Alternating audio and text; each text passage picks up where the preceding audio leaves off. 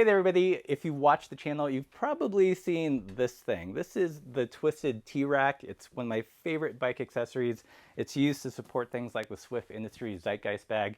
And we've got a special guest today. We've got Stephen Wood from Swood Cycles. He makes these, but he also makes bikes. So we're going to nerd out about starting a bike business. And yeah. So Stephen, thanks so much for making out to the studio. Absolutely. It's super cool to be here. Nice to meet you. So before we get into the frame building, let's talk about this product, which I think most people know you from. How'd this come about? A friend of mine approached me with a picture on his cell phone and was like, hey, can you make me one of these? Yeah. And I was like, I have no idea what you're going to use that for, but it seems pretty simple enough. Like, sure. Strange looking pipe device. And surprisingly enough, like he still has the very original one. He runs it on a hardtail mountain bike, and it's like, he bashes the snot out of it, so it's cool to see that still there. But yeah, I don't know, it was a little bit of a sticky situation, so I made it for him. Thought it was cool, I was proud of it, posted a picture on my Instagram, and I got sort of a note from this guy, Tom Hessen, or Tom, I don't know if that's his last name, Tom Robinson or Tom Hessen, but Hessen Labs is some bike building company in the UK. He reached out and said, hey, that's my product. Yeah. What are you doing? I see that you kind of ripped me off and made it your own thing. And yeah. I was like, oh, sorry. Right. Sorry. And so I didn't make any more. Turns out a couple months later, he reaches back out to me and says, hey, for one reason or another, my insurance won't let me sell things in North America. Right. So if you want to be the guy, then go for it. And for a long time, he had a link to my website on his site and vice versa. So yeah, they went up on my website and a couple people got their hands on them. For a long time, Cameron Sanders, he's got like 6 of them. So I don't know if they're all on his bikes or if he builds bikes up for other people. But and then I guess I don't know. As soon as you heard of it and got one and did a video about it, it just exploded. Cool. Were you completely surprised by the response to like this odd kind of bike accessory? I mean, it's brilliant. Yeah. So I wish I could say that it was my idea. I was like, yes, I came up with that. But no, it's a genius thing, and I'm surprised that no one else has done it before. Yeah. And that hasn't gotten bigger. I do think like this definitely solves like so many problems if you run a carrot ice bag on the front, or even like a handlebar roll. Like I think it just keeps it off the head tube. Yep. And my style of riding, I generally carry a couple tall boys around, and like you can bash it against the head tube, and yeah, this was the perfect solution for that. So my beers are no longer shaken up. There you go. So aside from the T-Rack, you also make frames. Mm-hmm. This is one of your bikes. What kind of bikes do you like to build? Any and all bikes. I think most of my customers are gravel and road bikes. I'd like to build some more mountain bikes. So you're based in Richmond? That's right. What's the bike scene like there? It's really cool. Yeah. I mean, Richmond itself like has a great network of mountain bike trails, like right in the middle of downtown. We have the James River that cuts right through the city, and then on both banks of that, there's some like pretty hard technical single track. And so there's a great mountain biking scene. There's a great like I don't even know what you call it, but like the big critical mass sort of rides that they just take over town, and that's super fun, and a bunch of great bike shops. Yeah. So Richmond has a really great bike scene. Yeah. Yeah, we were there a couple winters ago just for like a hot minute. I think you were hanging out at Carytown Bikes or something. Yeah. You did a video over there, or yeah. I think we did a video and then like a meetup somewhere in town. And just rode a little bit of the trails, but was surprised like what you guys had access to, like so close to downtown. Well, and like once the pandemic came around and lockdown and whatnot, all the pirate trails have just grown. So the trail network has just really, really expanded over the last 2 years. Lots of people just out digging trails. So let's get back to your bikes. Like what kind of bikes do you personally like to build? Like what when a customer comes to you, they get excited about the bike. What gets you excited about building it? Off-road. Yeah, definitely. This style of bike is, I would say, kind of what I like the most. It's like big tire, drop bar, room for bags. So like adventure style, get out all day and ride anything that's in front of you. What are like some kind of personal touches that you like to put on the bike here? I've noticed that the seat stays here have like a super curves. Yeah, that's a new thing. Yeah. Do a plug. I got this super nice tool from Cobra Frame Building called the Tube Bender. And yeah, ever since I got that, it's like all my bikes have had these crazy swoopy stays, and I think it looks great. And every time I'm out on a ride, people are like, does the tire even fit through there? Right. It's very familiar with Nate Zukas. No, he's another frame builder, I think out of Augusta, Georgia. Okay. And he's been doing big swoopy stays like that for a long time. So I was, I guess, inspired by that. Yeah. All my bikes they get these stainless steel badges on the head tube and the down tube. Yeah. I powder coat all my frames, and then I come back and sand the powder coat off of the stainless steel. Yeah. And it kind of Gives it a pop. gives it a pop, makes it stand out. I think it's pretty neat. Do you hand file those out or use They're laser cut. They're laser cut? Yeah. Yeah. For a long time, like the head badges, well, this is a hand cut one. Yeah. I was hand cutting each head badge individually, and that got old. Yeah. So yeah, now the head badges are laser cut, and they have this cool like double line, like so it matches that. I do this. I've been squishing the top tubes. Yeah. So these are round tubes when I buy them, and I like flatten them out.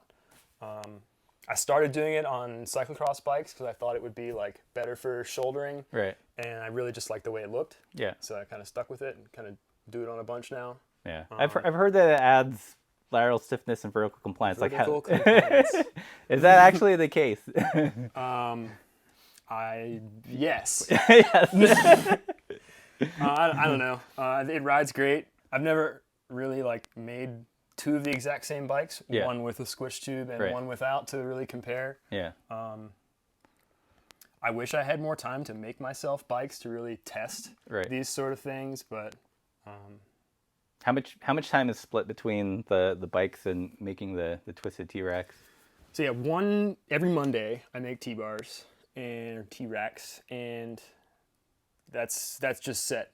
Every Monday, that's what I do, just because I won't do it if otherwise that's got to be. And then, yeah, I just kind of work on frames the rest of the time. I also am a contractor at my like old desk job, so I still work for them 10, 15 hours a week as a programmer. Yeah. So that's nice. That kind of pays my bills and allows me to do this. Right. It's a good setup. Yeah. I mean, do you have goals to try to make the bike end of your business as full time, or is this going to be like just a passion project? That would be great. I would love to do that. And there are definitely weeks where I don't have any work at the desk. Yeah. So, and that's what I do full time. Like I said, I've only been doing it for a few years, so I think my prices are like a little bit lower because I'm kind of newer. Did you go to take a UBI frame building course, or how do you? I didn't. And this is not even that interesting of a story either. I went to college at Christopher Newport University. It's in Newport News, Virginia. Not a big cycling town, but there was like a little bit of single track right next to campus, and I was a single speed mountain biker and happened to run into another single speed mountain biker, which was like a unicorn in Newport News. And yeah, it turns out he lived like right down the street from me, so we started hanging out. He was like a gearhead, always working on cars and building stuff, so we're hanging out in his garage, and I'm like, dude, what is this like contraption hanging on your wall? He goes, oh, that's a frame jig. You're like, what? Like, you make bicycles? It's like, can I do that? Yeah. So for about a year, like it was nights, you come over bring him a 6-pack, and I get to hang out in the garage and work on my bike, and he taught me a lot. That was in 2013. Yeah. And then I didn't build any bikes after that until I moved to Richmond in late 2018. Yeah. And then like when I moved to Richmond, that was the goal. I was like, wherever I move, I'm getting a shop, whatever house I have is going to have a garage, and we're going to get back into this. And so that's kind of how it happened. And the first bike I made in that garage is very lumpy and weird and Yeah. but so it's been really cool to see the progression over the past few years of like that bike, and then some of the stuff that I've had at trade shows and. Yeah. So you showed at Philly Bike. Was it last year? Last year. Yeah. I think it's been canceled a couple years before that. Yeah. I don't know. Yeah. Yeah, and that's super fun. That's intimidating as a new young builder to go and just be like, I don't know what I'm doing. Here's my bikes. But like everybody, the whole frame building like community is so supportive and cool and friendly. And hey, good job. Yeah. Can I help you? What do you need? Like, it's super cool. Nice. Let's see. What else do we have on this bike? The chainstays look short. Are they short, or is it just an optical illusion to me? I think they're like 4:45. Okay. So it's not too short. Yeah. It's longer than I would have thought. I did so. All of my personal bikes they all kind of wind up being weird because I'm like, oh, let's try this or because I only get to make myself a bike every I don't know, however many bikes. I'm like, all right, I'm gonna try this, and that, and then the bike is like, what is this thing anymore? So this was like. It's a 75-degree seat angle and a 68-degree head angle. So I'm going for the whole like modern progressive mountain bike geometry. Did you make the top tube longer to run the bars? Yeah. Yeah, so long top tube, short stem, long wheelbase, low bottom bracket. It's been a great bike. I also went with some like really thin-walled, sort of small diameter tubing as an experiment. And on a big front triangle like this, I'm not that happy with it. It's very supple. Like, what does it feel like? Does it feel like it oscillates left and right, or is it too like? It does get a little like wobble up here, so like I can feel like a shimmy in the frame. Yeah. And I mean, I like to pedal hard sometimes too. Yeah. And you can definitely like feel the bottom bracket going like this. That's planing. Yeah. So where like which tubes had the ultra? Was it the down tube? I think they're all Columbus Life. Okay. And it's like I think maybe a 31/8 diameter. I don't know. And I think just because the front triangle's so long, that's kind of what really contributed to that. Yeah. But other than that, I mean, for touring and fun casual riding, like the squishiness is great and welcome. Yeah. Some buddies and I recently did like a 4-day bike packing trip. It's called the Rockstar route. It goes from Harrisonburg, Virginia, which is called Rocktown, to Roanoke, Virginia, which is called Star City. Gotcha. And it's all gravel forest roads up in the Shenandoah Mountains. 4 days, 4 70-mile days of 7,000 feet of climbing each day, and I was very grateful for a very long wheelbase, comfortable, supple bike. It did really well. Yeah, I feel like there are more kind of the major brands starting to dip their toes in this direction with their drop bar bikes, but I feel like kind of the road influence still has its hooks pretty deep. Yeah. So people freak out when they see long chain stays or like a slacker front end. Mm-hmm. It's a cool opportunity for smaller bike makers. Yeah, absolutely, because it's not really something you can get off the shop floor. Yeah. Have you done any weird like geometry things where you're like, oh, I probably shouldn't have done that, or you didn't think it turned out like you hoped it would? It was the first bike that I made in Richmond for myself. I think it's like a Surly cross-check geometry, but with like big 2.2 tires on it. And so it's like a pretty like really, really short wheelbase. Yeah. And it's what I race cross on, but it's like toe overlap city. Yeah. It's because the front tire is so big and it's so far back and it's very twitchy and I don't know, that I'm not sure I'd make one like that again. But it's good to have it's cool to have the ability to test it out at least and confirm that no, it's probably not a great idea. Do that. Like when you think about like the front end, how do you arrive at whatever head tube angle? Do you aim for like a particular trail number? and then work backwards, or? It varies. I don't really have a set process for it. Yeah. I base it on the rider's style and like what bikes they have and what bikes they like. Yeah, I don't know. I've definitely gone a lot towards slacker head angles. Yeah.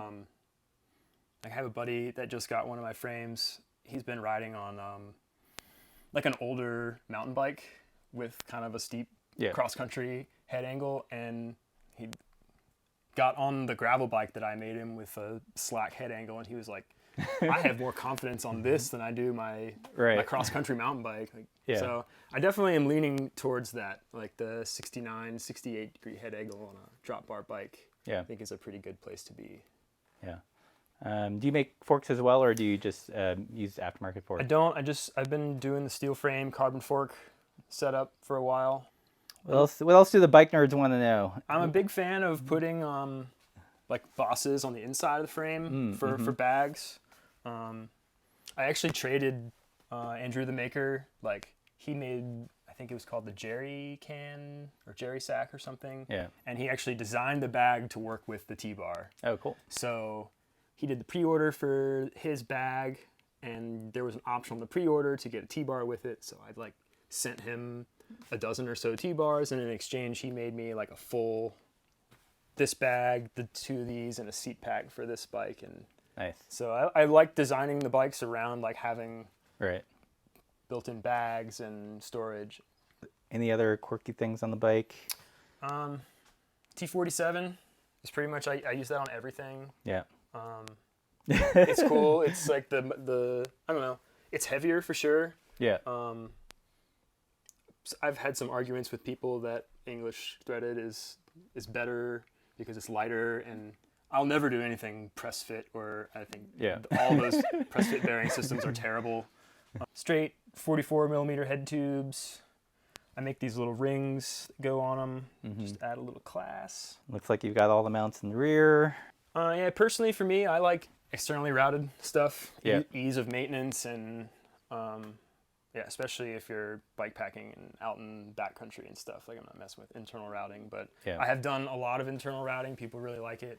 I like to do a full tube in tube, so there's no fishing the cables and sniffing to try and pull it out. So you just stick it in one end and it comes out the other end. Do you have any accoutrements for a dropper, or would you run that external as well? That would be external on this bike. Actually, I designed this frame with the mindset that I might put a dropper on it, and I wanted to get one of these little handle ones, because I was like, they're awesome. And it's not like, I don't think this bike is ever going to be in a situation where I'm like, oh shit! It's like, okay, we're going down now. Let's lower it. Yeah. I ended up getting one of those this year and reviewing it. I think the first time I saw it was on a bike that Sklar built for Chris King. I was like, I didn't know those existed. I think that's like, for a gravel bike, I think that's the way. Yeah. I don't know what they weigh, if they're heavier or anything, but who cares? Yeah. I wish there were just more options. I mean, I think there's like the KS10 and then Trans X. They might be even the same one. Well, and they're, at least from what I've seen, they're typically like the lower end. Yeah, they are. Models, like, so the hydraulics in it aren't like the top end stuff. So we need someone to make a high end paddle actuated dropper. We covered the bike. We talked about the bike business a little bit. Anything else that people should know about your future plans with either bike building or the rack? I don't know. I've been working with some shops around the country. They're trying to get some wholesale deals set up for T-bars. Swift actually has a sample right now. Oh, cool. Yeah. That they are passing around the shop and letting people try out. So I'm hoping that they decide that they want to do that. I think that would be pretty cool. Yeah, I think it's like almost like an essential accessory for any bag like that. It's kind of like, I feel like this is like the Erlen rack equivalent to the front. Are you familiar with the Erlen? Like the thing that Ocean Air Cycles did? Oh, yeah. Like it's just... Or the Bagman. Yeah, it just makes so much sense. Are you still doing these as... are you still giving the option of custom sizes, or yeah. Yeah, and it's not really any time difference for me to make it a little bit longer, a little bit shorter. So yeah, and I think that's a lot of people opt for that, especially if you don't run just a standard 6-degree stem. Lots of people have, big rise stem or crazy drop stem and stuff. Yeah. I know one person on our Discord had asked, can you make these for quill stems? So there is one there. Yeah. That his Instagram is Champagne Rodman. Okay. You know him? He does like digital design stuff. Yeah. So he's got the very first. I'm letting him test it out before I officially make it available. I feel like these would be a great complement to like a Romancer or like a Riv or something, My trouble with it was figuring out like I think that it needs to sit on top of the headset. Okay. I'm afraid that if it's just like floating somewhere in the middle of the quill, that it's gonna eventually just like wiggle its way down, or I don't know. Yeah. Definitely. I mean, I think this one's way more secure with the whole compression of the top cap and the headset holding it in its vertical space. Yeah. So we'll see what the report comes back. Yeah. I've got a couple people that are like blowing up my inbox. Like, when can I get it? Like, please make this. I've had some other ones. People who run cantilever brakes. They want. So they only have a 20 mil spacer, and it's currently occupied by the cable stop. Yeah. So I'm working on making one that has the cable stop integrated in like this part right here, so you could do both. That's cool. I had talked with I think Bags by Bird.